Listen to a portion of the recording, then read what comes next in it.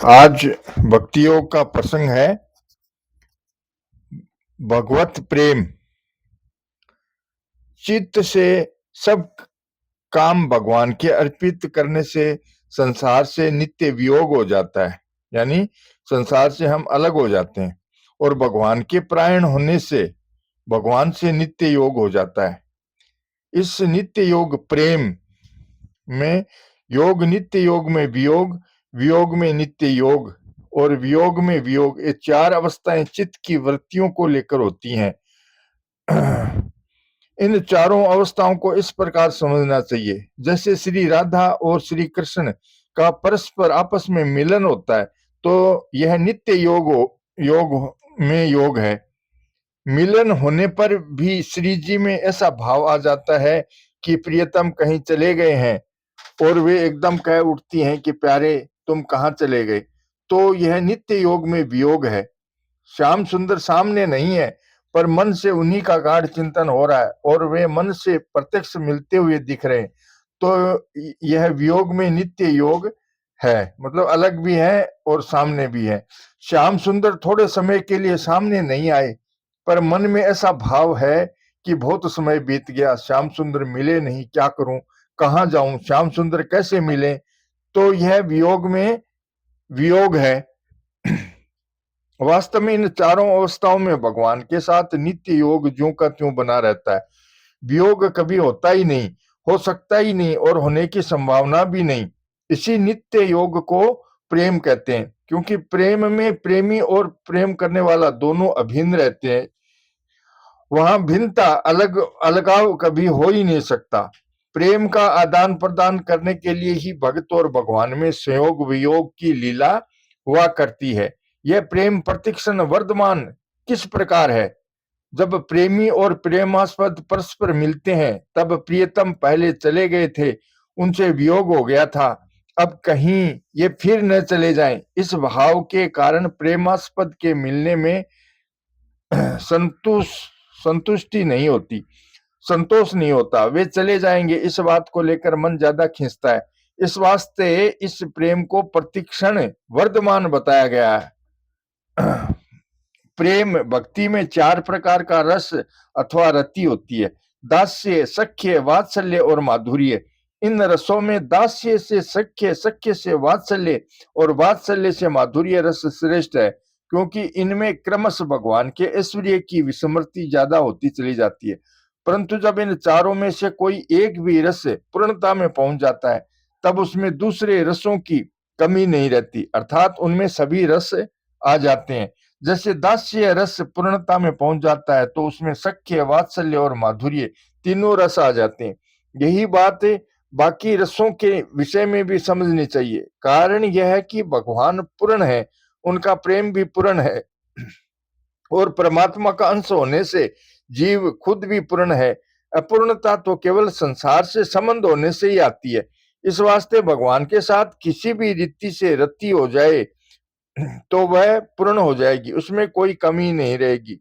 दास्य रति में भगवान का भगवान के प्रति, भक्त का भगवान के प्रति यह भाव रहता है कि भगवान मेरे स्वामी है और मैं उनका सेवक हूँ, मेरे पर उनका पूरा अधिकार है, वे चाहे जो करें, चाहे जैसी परिस्थिति में रखें और मेरे से चाहे जैसा काम लें, मेरे पर अत्यधिक अपनापन होने से ही वे बिना मेरी सम्मति लिए ही मेरे लिए सब विधान करते हैं। सख्य रति में भक्त का भगवान के प्रति यह भाव रहता है कि भगवान मेरे मित्र हैं और मैं उनका मित्र हूँ, वे मेरे प्यारे हैं और मैं उनका प्यारा हूँ, उनका मेरे पर पूरा अधिकार है और मेरा उन पर पूरा अधिकार है। इस वास्ते मैं उनकी बात मानता हूँ, तो मेरी भी बात उनको माननी पड़ेगी। वात्सल्य रति में भक्त का अपने में स्वामी स्वामी भाव रहता है कि मैं भगवान की माता हूँ, या मैं उनका पिता हूँ, या मैं उनका गुरु हूँ और वह तो हमारा बच्चा है अथवा शिष्य है। इस वास्ते उनका पालन पोषण करना है, उनकी निगरानी ही भी रखनी है कि कहीं वह अपना नुकसान न कर दे। जैसे नंद बाबा और यशोदा मैया कन्हैया का ख्याल रखते हैं और कन्हैया वन में चला जाता है, तो उसकी निगरानी रखने के लिए दाऊ जी को साथ में भेजते हैं। माधुर्य रति में भक्त को भगवान के ऐश्वर्य की विशेष विस्मृति रहती है। इस वास्ते इस रति में भक्त भगवान के साथ अपनी घनिष्ठ अपनापन मानता है। घनिष्ठ अपनापन मानने से उनके लिए सुखदायी सामग्री जुटानी है, उन्हें सुख आराम पहुंचाना है, उनको किसी तरह की कोई तकलीफ न हो, ऐसा भाव बना रहता है। प्रेम रस अलौकिक है, चिन्मय है, इसका आस्वादन करने वाले केवल भगवान ही होते हैं।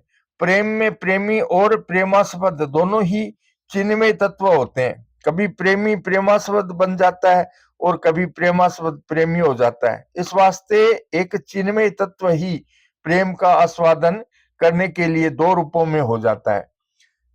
प्रेम के तत्व को समझने के कारण कुछ लोग सांसारिक काम को ही प्रेम कह देते हैं। उनका यह कहना बिल्कुल गलत है, क्योंकि काम तो 84 लाख योनियों के संपूर्ण जीवों में रहता है, और उन जीवों में भी जो भूत प्रेत पिशाच होते हैं, उनमें काम सुख भोग की इच्छा अत्यधिक ज्यादा होती है।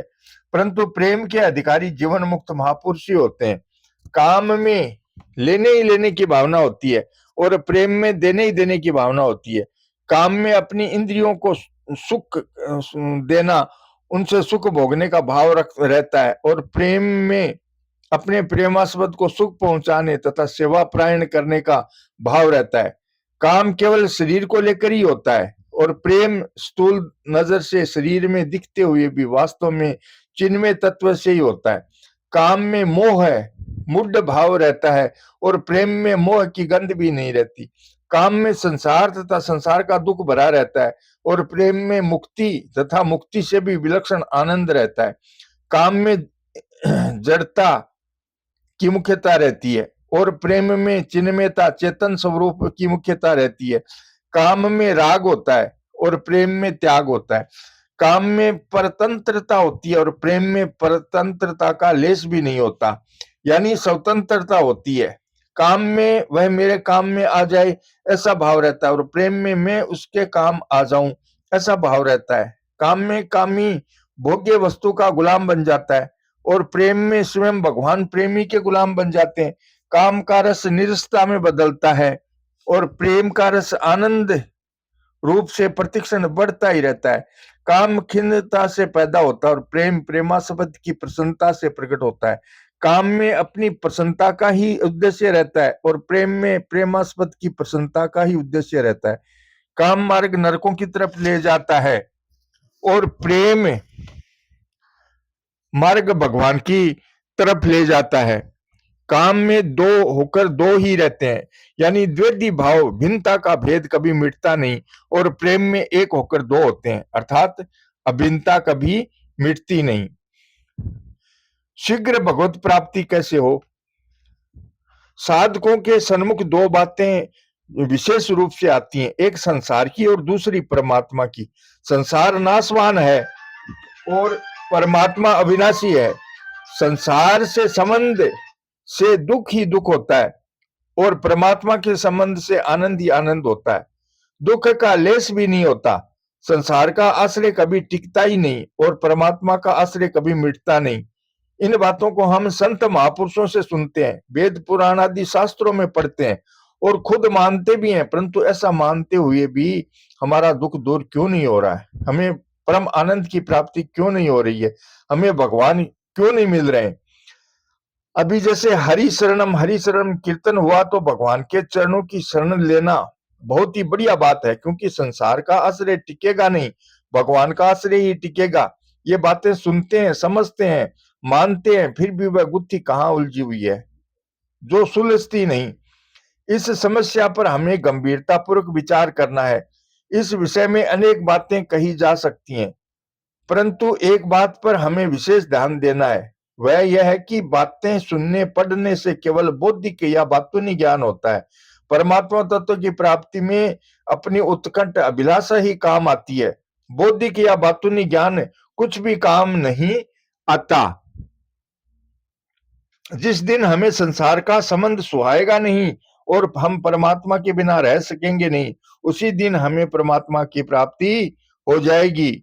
संसार असत्य है, झूठ है, ऐसा मानते हुए भी यदि हम सांसारिक सुख भोगों को भोगते रहेंगे तो उससे हमें कोई लाभ नहीं होगा। परमात्मा सत्य है, उनका नाम सत्य, ऐसा कहने मात्र से कोई ज्यादा लाभ नहीं होगा। उलझन ज्यों की त्यों ही बनी रहेगी।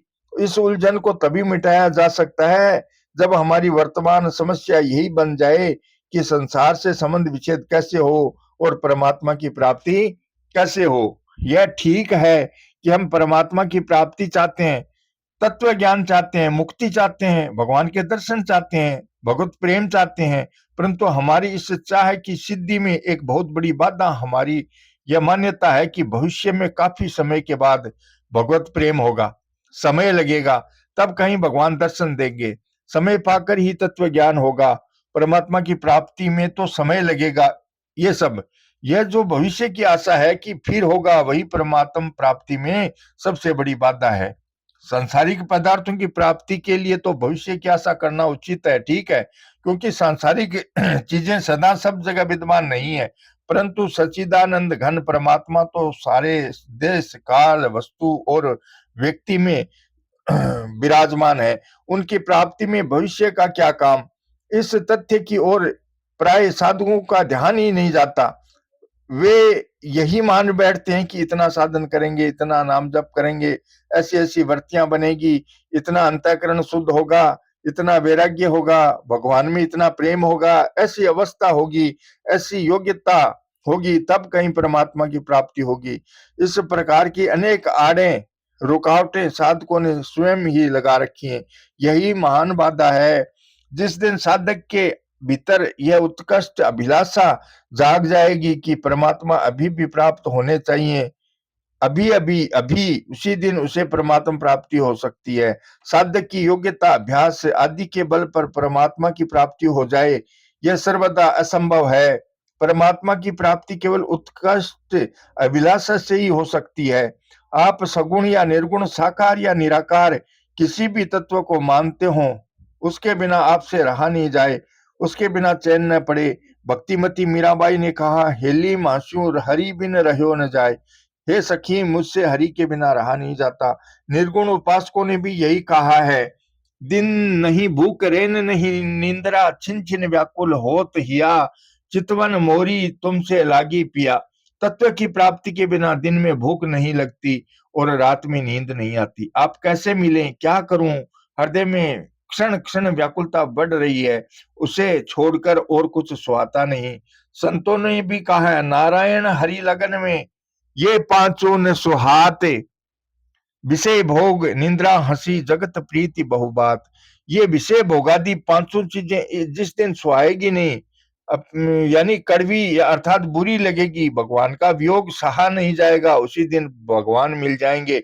इतने प्यारे भगवान, इतने प्रियतम परमात्मा, जिनके समान कोई प्यारा हुआ नहीं है, नहीं होगा, नहीं हो सकता नहीं, ऐसे अपने प्यारे प्रभु के वियोग में हम दिन बिता रहे हैं। उनके मिले बिना ही हम सुख से रह रहे हैं। भगवान कहते हैं, इतने से ही काम चलाओ, और की जरूरत नहीं है, इसलिए चाह पूरी नहीं करते। परंतु जो भगवान के लिए दुखी हो जाएगा, उसका दुख भगवान से नहीं सहा जाएगा। उनके मिले बिना ही हम नींद लेते हैं, आराम करते हैं, बड़ा काला दिन है। इस प्रकार यदि उस प्रभु के बिना क्षण क्षण में महान दुख होने लगे, प्राण छटपटाने लगे, तो भगवान उसी समय मिल जाएंगे। उनके मिलने में देरी नहीं है। भगत का भगवत प्राप्ति विषयक दुख वे सह नहीं सकते, वे कृपा के समुद्र हैं। फिर भी संसार दुखी है न, संसार तो दुख के लिए ही दुखी हो रहा है। हमें दुख चाहिए, इसे आफत और चाहिए, धन और चाहिए, बेटा पोता और चाहिए भगवान के लिए, मगर दुखी हो जाएं तो वे तुरंत आ जाएंगे। इसके लिए भीतर एकमात्र यही लगन पैदा हो जाए कि भगवान के दर्शन कैसे हों, भगवान कैसे मिलें, क्या करूं, कहाँ जाऊं, ऐसी चटपटाहट तो लगे। भगवान प्राणी मात्र का आकर्षण कर रहे हैं, उन्हें खींच रहे हैं, इसलिए उन्हें आकर्षण कहते हैं। प्राणी जिस अवस्था में परिस्थिति में रहता है, उसमें भगवान उसे टिकने नहीं देते, यही उनका खींचना है। यह भगवान का बुलावा है कि मेरे पास आओ। गीता में भगवान श्री कृष्ण कहते हैं, आ ब्रह्म भू न लोका पुनरावर्तिनो अर्जुन मामुपेत्य तू कौन्ते पुनर्जन्म न विद्यते। हे अर्जुन, ब्रह्म लोक पर्यंत सब लोग पुनरावर्ती अर्थात जिनको प्राप्त होकर पीछे संसार में आना पड़े ऐसे हैं, परंतु हे कौन्ते, मुझको प्राप्त होकर पुनर्जन्म नहीं होगा। मतलब यह है कि भगवत प्राप्ति के बिना मनुष्य कहीं भी टिकता नहीं है और बारंबार संसार में ही घूमता रहता है। भगवान को प्राप्त होने पर ही मनुष्य टिकता है। जहां जाने पर मनुष्य लौटकर नहीं आता, वह मेरा परम धाम है। आप चाहे कितनी भी शक्ति लगा लें, न तो शरीर सदा रहेगा और न परिवार ही सदा रहेंगे। संसार की कोई भी वस्तु आपके पास सदा नहीं रहेगी। कारण यही है कि भगवान निरंतर आपको खींच रहे हैं। यह उनकी हम पर महान कृपा है। अतः यदि आप संसार से अलग हो जाओगे तो भगवान की प्राप्ति हो जाएगी और सदा के लिए सुखी हो जाओगे। यदि संसार में ही रचे पचे रहे तो दुख का अंत कभी आएगा ही नहीं और नित्य नया से नया तरह तरह का दुख मिलता ही रहेगा। यह बड़े दुख की बात है कि लोग भगवान और संत महात्माओं से भी सांसारिक सुख मांगते हैं, दान पुण्य आदि करके भी बदले में सांसारिक भोग चाहते हैं, परमात्मा तत्व को बेचकर बदले में महान दुखों के जाल रूप संसार को खरीद लेते हैं। यह महान कलंक की बात है। गोस्वामी तुलसीदास जी कहते हैं, यही तन कर फल विषय न भाई, स्वर्गम सवलप अंत दुखदाई, नर्तन पाए विषय मन देही, पलटी सुधारते सट विष लेही। मूर्ख लोग अमृत को देकर बदले में जहर ले लेते हैं। परमात्मा प्राप्ति के लिए मिले हुए इस मनुष्य शरीर में नाशवान सांसारिक पदार्थों की मांग का रहना बड़ी लज्जा की बात है। यदि आप कहें कि इस मांग के बिना हमसे रहा नहीं जाता, तो आप आर्त होकर भगवान से प्रार्थना करें कि हे प्रभु, यह भोग पदार्थों की मांग हमसे मिटती नहीं है, अतः आप ही इसे मिटा दें। यदि आपकी यह प्रार्थना सच्ची होगी तो भगवान अवश्य मिटा देंगे। परंतु आप तो भोग पदार्थों में और उसकी मांग में रस लेते हैं, उनमें प्रसन्न होते हैं, आपकी मिटाने की इच्छा ही नहीं है, फिर मांग मिटे कैसे? भगवान के समान कोई भी नहीं है। अर्जुन भगवान से कहते हैं, हे अनुपम प्रभाव वाले प्रभु, तीनों लोकों में आपके समान भी दूसरा कोई नहीं है, फिर अधिक तो कैसे हो सकता है? ऐसे सर्वोपरि भगवान को प्राप्त करने के लिए हमारे भीतर उत्कट अभिलाषा होनी चाहिए। वे कितने मधुर हैं। जब वे हाथों में बंसी लेकर त्रिभंगी रूप में खड़े होते हैं तो कितने प्यारे लगते हैं। उनमें कितना आकर्षण है, कितनी प्रियता है। साधक यदि थोड़ा भी उनका ध्यान करे तो विहल हो जाए, उनकी वृत्ति संसार की तरफ जा ही न सके। नारायण बिना मोल बिके बिकी हो या की नेक आसन में, मोहन बस गयो मेरे मन में। वे प्रभु यदि थोड़ा सा भी मुस्कुरा दें तो आपका सब कुछ समाप्त हो जाएगा, शेष कुछ भी नहीं बचेगा, आपको कुछ भी नहीं करना पड़ेगा। प्रेम ज्ञान मुक्ति आदि का उसके सन्मुख कोई मोल नहीं। संतों ने कहा है, चाहे तू योग करी भ्रकुटी मध्य ध्यान धरी, चाहे नाम रूप मिथ्या जान के निहारी ले, निर्गुण निर्भय निराकार ज्योति व्याप रही, ऐसा तत्व ज्ञान निज मन में तू धारी ले। नारायण अपने को आप ही बखान करी, मोते वह भिन्न नहीं, या विधि पुकार ले, जालो तो ही नंद को कुमार, नाही दृष्टि पर्यो, तोलो तो भले ही बैठी ब्रह्म को विचार ले। उस नंद कुमार में इतना आकर्षण है कि एक बार उसके सामने होने पर फिर ब्रह्म विचार करने की शक्ति ही नहीं रहती। ऐसे प्रभु के रहते हुए हम नाशवान एवं दुख देने वाले सांसारिक पदार्थों में फंसे हुए हैं और फंस ही नहीं रहे हैं, उनकी मांग कर रहे हैं। मान बढ़ाई, आराम, निरोगता, सुख सुविधा, धन संपत्ति आदि अनेक प्रकार के भोग्य पदार्थों को चाहते हैं। यह बड़ी भारी भूल है। यदि भगवत प्राप्ति की उत्कट अभिलाषा जागृत न भी हो तो भी आप घबराए नहीं। भगवान कहते हैं, व्यवसायत्मिका बुद्धि रे के है, निश्चय आत्मिका बुद्धि एक ही होती है। अतः आप यही दृढ़ निश्चय कर लें कि हम तो एक भगवान की तरफ ही चलेंगे। यदि केवल भगवान की तरफ चलने की इस अभिलाषा को ही विचार पूर्वक जागृत रखा जाए तो यह अभिलाषा अपने आप उत्कृष्ट हो जाएगी। इसका कारण यह है कि प्रभु की अभिलाषा सही है और संसार की अभिलाषा गलत है। संसार की इच्छा गलत है। हम भी अविनाशी हैं, परमात्मा भी अविनाशी है और हमारा शरीर मिट्टी का है और ये संसार भी मिट्टी के समान है। परंतु परमात्मा प्राप्ति की अभिलाषा भी अविनाशी है। परंतु संसार और संसार की अभिलाषा दोनों ही नाशवान है, नाश होने वाली है। परमात्मा विषयक अभिलाषा यदि थोड़ी सी भी जाग जाए तो वह बड़ा भारी काम करती है। अपने अपने इष्ट देव के स्वरूप का ध्यान करते हुए आप इसी समय हे नाथ ऐसे पुकारते हुए शांत चुपचाप उनके चरणों में गिर जाएं। ऐसा मान लें कि हम उनके चरणों में ही पड़े हैं और सदा उनके चरणों में ही पड़े रहना है। इसके अतिरिक्त कुछ भी नहीं करना है, क्योंकि करने के आधार पर भगवान को खरीदा नहीं जा सकता। उनकी प्राप्ति में अपने को कभी अयोग्य न माने। जो सर्वथा अयोग्य या अनधिकारी होता है वही भगवत चरणों की शरण होने का अधिकारी होता है। जिसको संसार में कोई पद या अधिकार नहीं मिलता वह परमात्म प्राप्ति का अधिकारी होता है। भगवान के चरणों में गिर जाना बहुत बड़ा भजन है। इसलिए ऐसा मानते हुए उनके चरणों में गिर जाएं कि यह हाड़ मास का अपवित्र शरीर तथा मन बुद्धि इंद्रियां हमारे नहीं है और हम उनके नहीं है। हमारे केवल भगवान हैं और हम केवल भगवान के हैं। पूरी गीता कहने के बाद भगवान ने सारे गोपनीयों से भी अति गोपनीय बात कह दी। सर्व धर्मान परित्यज्य मामेकम शरणम व्रज, अहम तवा सर्व पापेभ्यो मोक्षयिष्यामि मा शुचय। सब कर्तव्य कर्मों के आश्रय को त्याग कर केवल एक मेरी शरण में आ जा, मैं तुझे सारे पापों से मुक्त कर दूंगा, तू शोक मत कर। इसलिए दूसरे सब आश्रय त्याग कर एक भगवान का ही आश्रय ले ले, क्योंकि यही टिकेगा, दूसरे आश्रय तो कभी टिक ही नहीं सकते। अंतों तो ये तजेंगे पामर तू न तजे अब ही ते, मन पछते ही अवसर बीते। आखिर में ये तुम्हें तज देंगे, पर तू पहले नहीं तजेगा तो ये तेरी गलती है। आखिर में तो ये तज ही देंगे, फिर मन में पछताएगा तो क्या होगा, ये संसार तो तुम्हें त्याग देगा। श्री कृष्ण गोविंद हरे मुरारे, हे नाथ नारायण वासुदेवा। जय श्री कृष्ण।